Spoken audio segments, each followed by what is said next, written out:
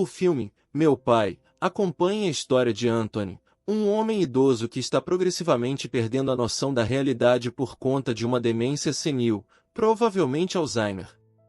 O filme é contado do ponto de vista dele, algo que achei muito interessante, e diria que foi o diferencial do filme. Ser contado do ponto de vista dele significa que o espectador experimenta confusão, repetição, troca de rostos, perda de tempo e desorientação de forma visceral. Sua filha Anne, interpretada por Olivia Colman, tenta cuidar dele, mesmo enquanto sua própria vida é colocada em segundo plano. A tensão entre o desejo de cuidar e os limites emocionais da filha é um dos fios centrais do enredo. Te convido a assistir o vídeo até o final, e a juntos analisarmos o filme. E ao mesmo tempo, vamos rumo a uma descoberta sobre a mente humana. De dois pontos de vista, de quem está com a doença e de quem lida com o doente. Já aproveita também e deixe seu like e se inscreva no canal. Semanalmente temos vídeos novos sobre o desenvolvimento emocional humano. Vamos ao vídeo!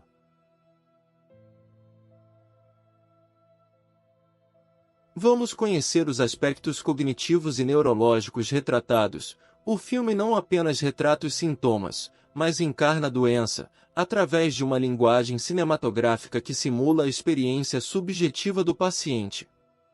A alteração do tempo cronológico, mudança nos atores e incoerência nas cenas refletem a desorganização das funções cognitivas superiores, memória episódica, reconhecimento de rostos, orientação temporal e espacial.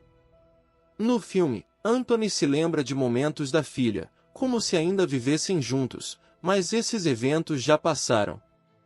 Ele mistura falas do presente com imagens do passado. Na doença, a pessoa não consegue lembrar de acontecimentos recentes, como o que almoçou ou quem veio visitá-la hoje. Também pode haver confusão entre passado e presente, revivendo memórias antigas como se fossem atuais. E os episódios importantes da vida podem desaparecer ou ser reconstruídos de forma fantasiosa, uma confabulação. Percebemos que Anthony enxerga a filha Anne com outro rosto. Nesse momento ela é interpretada por outra atriz. Para ele, é alguém que finge ser sua filha. Demonstrando que na doença a pessoa olha para familiares e não os reconhece, trata como estranhos, ou acredita que foram substituídos por impostores. Pode confundir rostos, nomes e vozes. Isso gera desconfiança, medo, sensação de perseguição ou abandono. Em outro momento, Anthony pergunta repetidamente: que dia é hoje? E se perde no ciclo dos dias. Não distingue se a filha vai embora amanhã ou se já foi há semanas. Nos ajudando a entender que a pessoa não sabe em que dia ou ano está vivendo. Vive saltando no tempo, como se hoje fosse ontem, e pode se vestir para dormir durante o dia ou esperar pessoas que já morreram. Percebemos que o cenário do apartamento muda sutilmente. Para Anthony, os espaços não fazem mais sentido. Ele confunde o apartamento da filha com o dele. Notamos como a pessoa se sente perdida dentro da própria casa. Confunde cômodos, não sabe onde fica o banheiro ou a cozinha. Tenta ir embora para casa, mesmo estando em casa, pois a imagem mental do lar não corresponde mais à realidade. Vimos 4 funções cognitivas que se desorganizaram. Quando ocorre, o indivíduo perde a âncora da realidade. A consequência é um profundo sofrimento psíquico, frequentemente acompanhado por angústia existencial. O que está acontecendo comigo? Medo e desconfiança. Quem são essas pessoas? Reações defensivas ou agressivas, como forma de se proteger do desconhecido, solidão e regressão emocional, como a busca pela mãe ou pelo colo seguro da infância.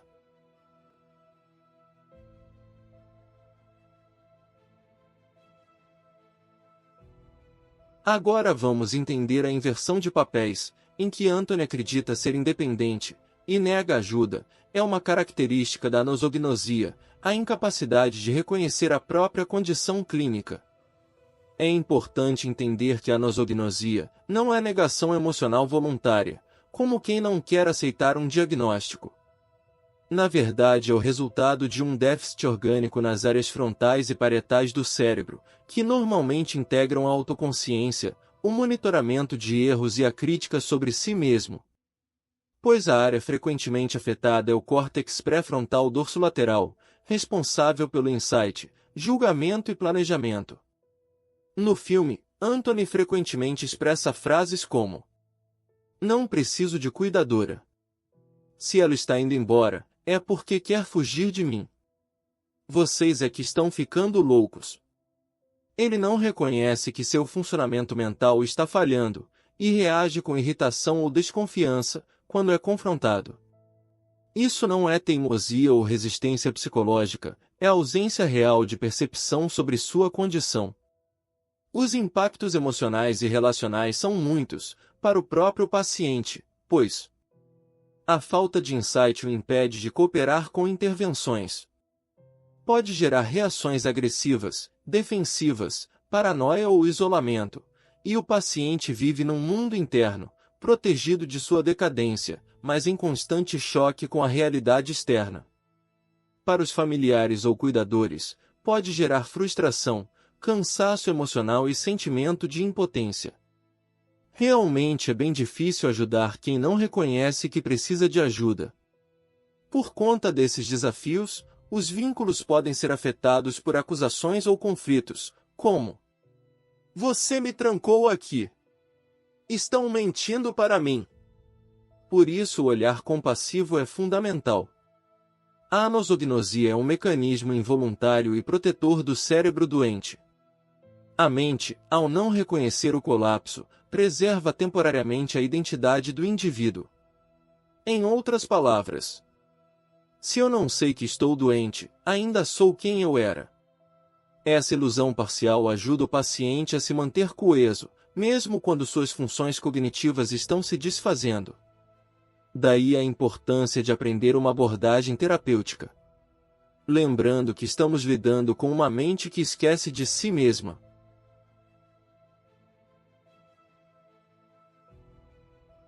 Agora vamos entender a progressão da perda gerada pela doença.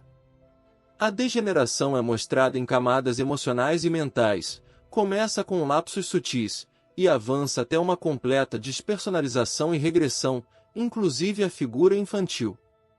A demência não afeta a mente como um todo de forma abrupta. Ela corrói a consciência em camadas, começando pelas funções cognitivas superiores, e descendo até estruturas mais profundas do afeto e da memória emocional. A trajetória tende a seguir um caminho regressivo, como se o paciente fosse, aos poucos, percorrendo de volta as fases de seu desenvolvimento psicológico. Vamos percorrer essas fases. Fase 1. Perda da autonomia funcional. Quando ocorre esquecimentos de compromissos, nomes, rotinas. Porém, ainda há uma noção de si como capaz. Fase 2. Desorientação e distorção da realidade. Começa a perder o senso de tempo, espaço, relações. Aqui surgem elementos de confusão, paranoia leve e irritabilidade. Fase 3. Despersonalização e colapso do eu adulto.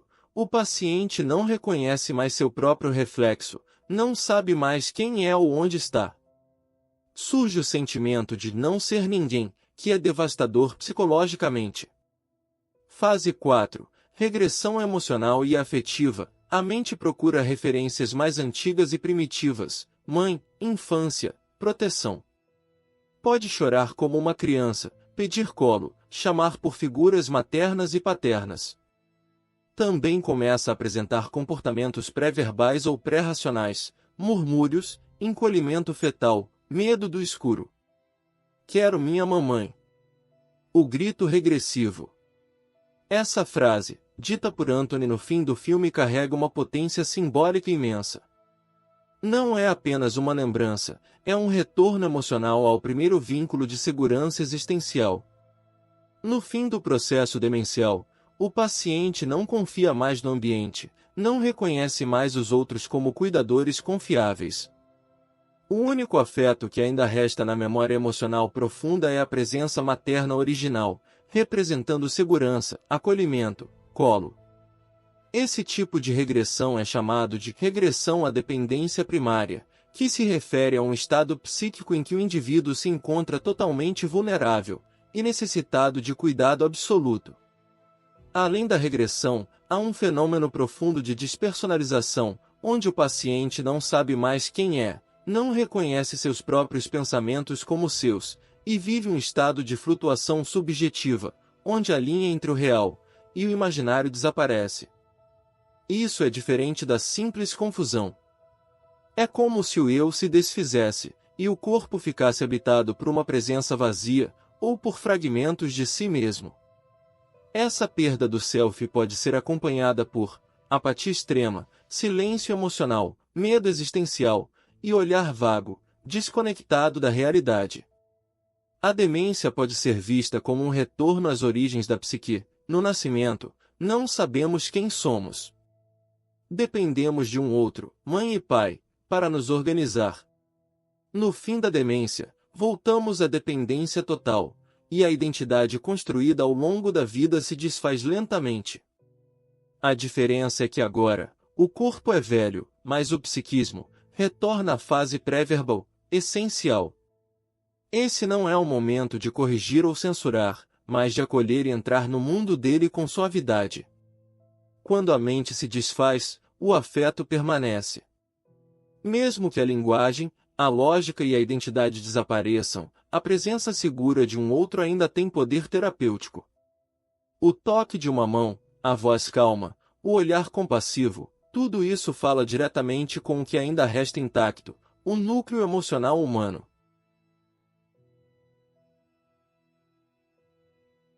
O filme termina com Anthony chorando nos braços da cuidadora, revelando a fragilidade da identidade, como se o eu estivesse se despedaçando junto com as lembranças. A identidade pessoal é uma estrutura complexa, construída ao longo de toda a vida por meio de memórias autobiográficas, reconhecimento do corpo e da própria história, e de relacionamentos afetivos. Sou filho de, pai de, esposa de. Envolve também a narrativa interna, eu me lembro de quem sou, do que vivi, do que acredito.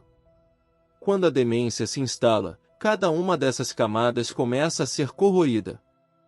O processo é silencioso no início, mas avança como uma névoa sobre o espelho da consciência.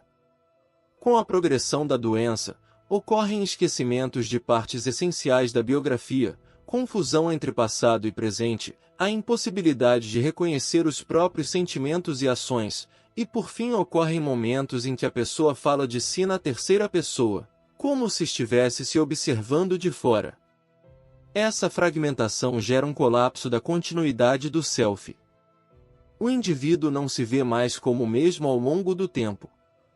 E isso desorganiza totalmente a percepção da realidade. Um dos momentos mais dolorosos, e frequentes, é quando o paciente olha no espelho e não se reconhece.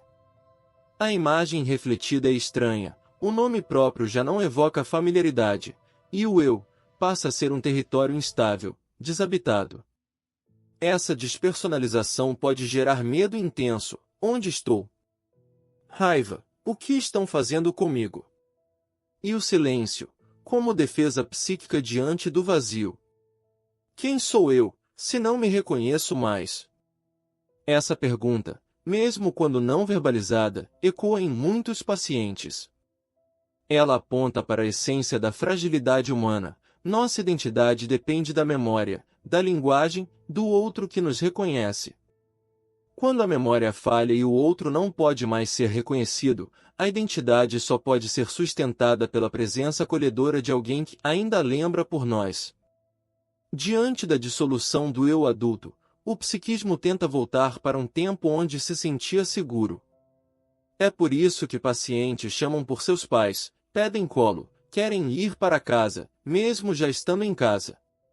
A casa é símbolo da inteireza perdida. A figura da mãe ou do pai representa o último ponto fixo de identidade antes do mundo interno colapsar. No contexto da demência, o outro, cuidador, familiar ou terapeuta, torna-se o espelho substituto da identidade. Mesmo que a pessoa com demência não diga "eu te amo", ela sente o eco do afeto que recebe. O eu pode se perder, mas o sentimento de ser acolhido, respeitado e visto ainda permanece. A identidade, então, passa a ser sustentada relacionalmente, não mais internamente. O que permanece diante de tantas perdas? A emoção sentida, mesmo sem nomeá-la. O afeto captado pelo corpo, um abraço, uma música, um cheiro.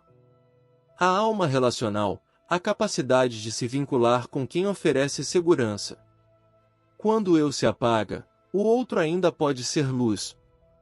A demência não apaga o valor da pessoa, apenas silencia sua expressão plena. A identidade, mesmo ferida, ainda vibra nos olhos que brilham com uma canção antiga, nos sorrisos espontâneos, nos gestos de carinho que escapam da confusão mental. Ao cuidador é dada a missão de ser guarda da identidade de quem já não consegue sustentá-la sozinho. Relembrá-lo, com gestos e palavras, que ele ainda é alguém. Ainda é amado. Ainda é digno. Qual o real impacto emocional nas relações familiares? A personagem Anne representa o peso emocional do cuidador, que oscila entre o amor, o desespero, a culpa e a exaustão. O filme mostra como o amor filial é testado quando a pessoa amada deixa de ser quem era. Há um momento em que Anne diz, com tristeza contida, "Já perdi você." Isso revela a dor do luto antecipado, comum entre familiares de pessoas com demência. O corpo ainda está presente, mas a pessoa não. Outra característica é a comunicação quebrada. Anthony tenta se comunicar, mas o significado de suas palavras está desorganizado. Ele usa frases desconexas, repete perguntas, mostra desconfiança. Esse tipo de comunicação afeta diretamente os vínculos. Ele projeta em Anne seus medos, acreditando que ela o está abandonando ou conspirando contra ele, um reflexo de paranoia ou confabulação, frequentes na demência.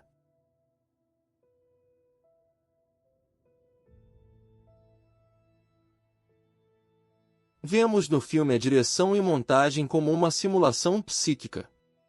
A repetição de cenários com pequenas mudanças, um quadro fora do lugar, um móvel diferente, ilustra a erosão do senso de realidade. A substituição de personagens por outros atores, em papéis semelhantes, quebra a linearidade do reconhecimento facial, recriando o desamparo vivenciado pelo paciente. Também a narrativa não é confiável, assim como a memória de Anthony. Essa construção coloca o espectador dentro do transtorno, o que gera empatia, confusão e angústia, exatamente como ele se sente. O que o filme nos ajuda a enxergar? Primeiro, como a fragmentação do eu acontece. O filme revela que nossa identidade está profundamente atrelada à memória e continuidade cognitiva, e quando a memória se desfaz, o eu também perde suas bordas. Anthony se torna um ser despedaçado, com lampejos de lucidez, mas sem continuidade. Segundo, a importância da empatia clínica. Para profissionais da saúde mental, o filme é um chamado. Ver o mundo com os olhos do paciente muda a forma como cuidamos. Ele nos ensina que mais do que orientar, o cuidador deve acompanhar o paciente no seu mundo, com compaixão, paciência e presença. Terceiro, a dor invisível dos cuidadores. Anne representa muitos familiares que sofrem silenciosamente. O filme mostra o quanto o cuidado pode ser psicologicamente devastador, gerando burnout emocional, depressão e sentimento de impotência. Agora, percebemos o sentido profundo do filme.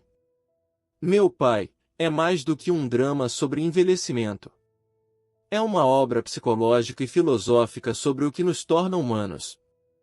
Ele nos convida a refletir. Quem somos quando não lembramos mais de nós mesmos? Como manter o vínculo quando a mente não sustenta mais a relação? Que tipo de presença é necessária quando as palavras falham? É um filme que revela a dor da perda em vida e, ao mesmo tempo, o valor da ternura em meio ao caos mental. O que achou desse conteúdo? Fez sentido para você? Estamos muito felizes por ter assistido o vídeo. Seja um apoiador de nosso canal. Nos apoie deixando seu like, comentando o que achou e compartilhando com seus amigos e familiares. Lembre-se também de se inscrever no canal e ativar o sininho, é algo muito importante para nós. E fique à vontade em deixar sugestões para os próximos vídeos. Nosso e-mail e outras maneiras de apoiar o canal estão na descrição do vídeo. Muito obrigado por estar comigo até aqui.